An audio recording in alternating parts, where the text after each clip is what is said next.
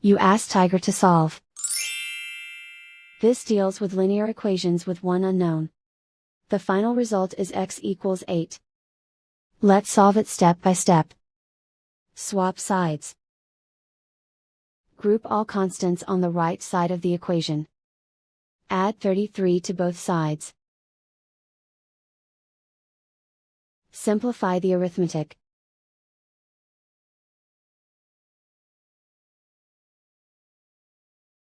Isolate the x.